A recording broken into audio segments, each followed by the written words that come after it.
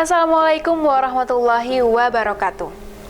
Untuk pembelajaran e-learning kali ini kita punya materi yang memang cukup menarik nih, yaitu mengenai logika fuzi yang akan disampaikan oleh Ibu Mutiawati MPD. Bagi teman-teman, baik itu siswa, mahasiswa, dan masyarakat yang suka dengan matematika, logika fuzi ini adalah salah satu pembelajaran yang menarik bagi Anda. Kita langsung saksikan, ini dia. Assalamualaikum warahmatullahi wabarakatuh. Pada program e-learning kali ini, saya Mutiawati, dosen Universitas Ubudaya Indonesia, akan membahas mengenai logika fuzi. Di mana logika fuzi yang kita pelajari saat ini adalah yang pertama kita akan melihat tentang definisi logika fuzi, operasi logika fuzi. Untuk definisi atau pengertian dari logika fuzi itu sendiri adalah suatu cara yang tepat untuk memetakan suatu input ke dalam suatu output. Di mana kita lihat di dalam sebuah logika fuzi kita mengetahui bahwa ada input kemudian ada output.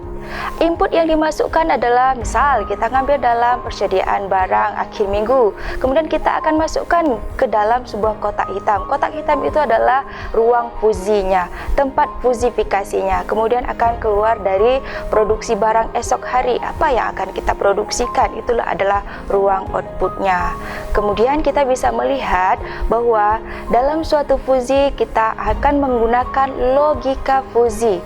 Kita ketahui bahwa logika fuzi itu sendiri adalah peningkatan dari logika klasik atau dulu kita kenal dengan logika boolean.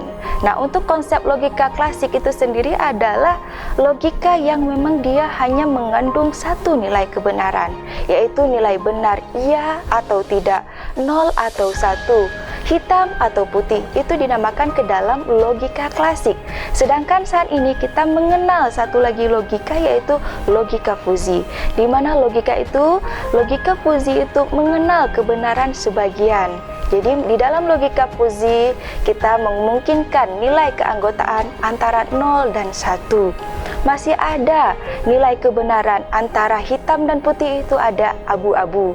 Kemudian antara banyak dan sedikit kita juga mengenal lumayan banyak, lumayan sedikit, kemudian kita sangat banyak, sangat sedikit. Nah, untuk logika fuzi itu sendiri siapa yang menemukan pertama kalinya? Untuk pertama kalinya ditemukan oleh Dr. Lotfizadeh dari Universitas California, Berkeley pada tahun 1965. Nah, untuk operasi logika fuzi itu sendiri kita mengenal dua operasinya, ada operasi AND, ada operasi OR. Dan ketika kita mengetahui logika fuzi dengan mengkombinasikan dan memodifikasikan dua atau lebih himpunan fuzi, maka kita bisa menggunakan operasi AND atau kita juga menggunakan operasinya OR. Nah, untuk kita gunakan operasi AND itu yang berhubungan dengan operasi intersection, di mana himpunan yang kita gunakan alfa predikat diperoleh dengan mengambil nilai antara kedua himpunan. Yang kita ambil di sini untuk logika fuzi ketika kita menggunakan operator AND apa? Yang kita gunakan adalah mu A iris dengan B, atau rata-rata dari A diiris dengan B, yang diambil hanya nilai minimum dari rata-rata AX dengan rata-rata BY. Misal kita lihat nilai keanggotaan, kita mau melihat umur pada himpunan muda dan tingkat gaji untuk tingkat gaji yang tinggi atau gaji yang rendah. Misal nilai keanggotaan umur 27 pada himpunan muda adalah rata-rata muda 27, kita patok di sini ya, sama dengan 0,6. Nilai 0,6 itu sendiri adalah nilai rata-rata. Nah, nilai keanggotaan kita lihat kembali dari nilai gaji tinggi, yaitu 2 juta. Mu rata-rata dari gaji tinggi 2 juta itu kita ambil misalkan sama dengan 0,8. Maka alfa predikat untuk usia muda dan berpenghasilan tinggi, ketika kita melihat dari operator AND, maka nilai keanggotaan minimum yang kita ambil, di mana rata-rata usia muda beririsan dengan rata-rata gaji tinggi, sehingga yang kita peroleh apa? Minimum dari rata-rata usia muda 27 yaitu 0,6 dan rata-rata gaji tinggi 2 juta yaitu 0,8. Nah, untuk operator N itu sendiri output yang kita hasilkan adalah 0,6, yang kita ambil adalah minimumnya yaitu 0,6.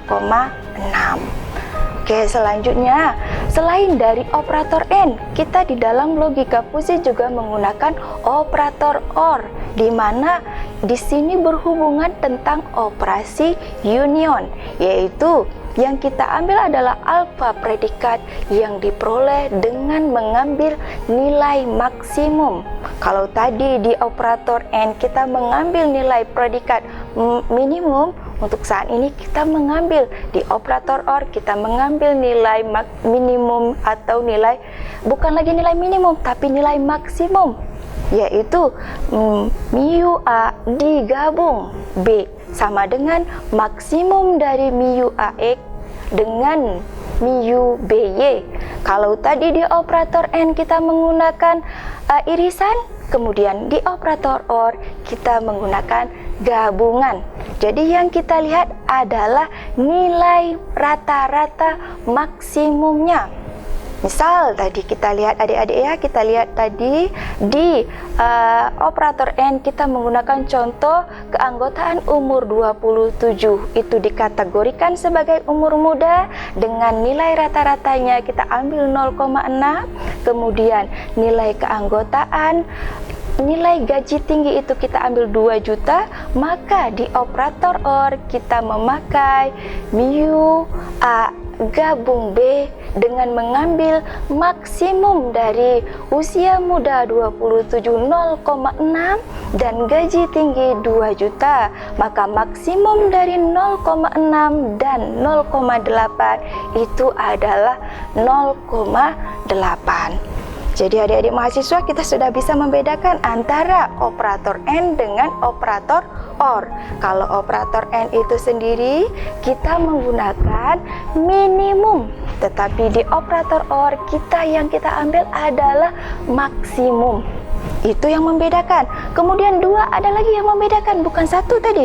Yang membedakan kedua adalah kalau di operator N yang kita ambil adalah irisannya. Tetapi ketika operator OR yang kita ambil adalah gabungannya. Ya adik-adik semuanya, mahasiswa sekalian sudah mengerti perbedaan antara operator OR dengan operator N. Nah, selanjutnya masih ada satu lagi. Apa itu? Yaitu operator NOT. Di logika fusi kita juga menggunakan operator NOT, di mana operasi komplement pada himpunan, yaitu yang kita lihat adalah alfa predikat yang diperoleh dengan mengurangkan nilai keanggotaan elemen pada himpunan dari 1. Misalnya tadi kita melihat nilai keanggotaan umur 27 himpunan usia muda, kemudian nilai rata-rata dari usia muda itu adalah 0,6, maka alfa predikat untuk usia yang tidak muda, maka kita ambil bahwa untuk operator NOT di sini yaitu 1 dikurang usia muda atau rata-rata usia muda, yaitu 1 dikurang 0,6. Di sini kita peroleh bahwa 0,4. Jadi dapat kita simpulkan bahwa untuk operasi NOT itu sendiri adalah komplemennya. Komplemen artinya kebalikan dari yang seharusnya terjadi. Kalau tadi operator NOT-nya itu komplemen dari NOT itu, kita lihat kalau tadi himpunan usia muda, maka untuk operator NOT itu adalah komplemennya atau kebalikannya yang usianya tidak muda. Oke, selanjutnya kita lihat untuk cara kerja dari logika fusi itu sendiri adalah kita memasukkan, pertama adalah input dulu. Di dalam cara kerja logika fusi ada input, kemudian ada fusifikasi, kemudian ada mesin inferensi. Di mesin inferensi ini kemudian kita masukkan ke dalam difusifikasi, maka akan keluar output. Nah, selanjutnya itulah cara kerja dari logika fuzi. Selanjutnya kita tahu bahwa logika fuzi itu sendiri ada fusifikasi, ada difusifikasi. Pada tahap difusifikasi kita bisa menggunakan metode rata-rata atau average, juga bisa menggunakan metode titik tengah. Kalau metode rata-rata atau average kita bisa menggunakan rumus Z sama dengan sigma mu I kali ZI per dengan sigma mu I. Sedangkan untuk metode titik tengah atau center of area, kita juga bisa menggunakan rumus Z sama N dengan integral mu Z dikali Z dz per dengan integral mu Z dz. Selanjutnya, bisa kita tarik kesimpulan bahwa ketika mesin difusifikasi berlangsung, maka kita bisa menjalankan proses difusifikasi dengan rata-rata pembobotan Z sama dengan A1 Z1 ditambah A2 Z2 per dengan alfa 1 tambah alfa 2. Oke, adik-adik sekalian, sudah mengerti tentang cara kerja difusifikasi, logika fuzi itu sendiri? Oke, terima kasih karena sudah mengerti. Kita akan melihat bagaimana aplikasi daripada fusifikasi.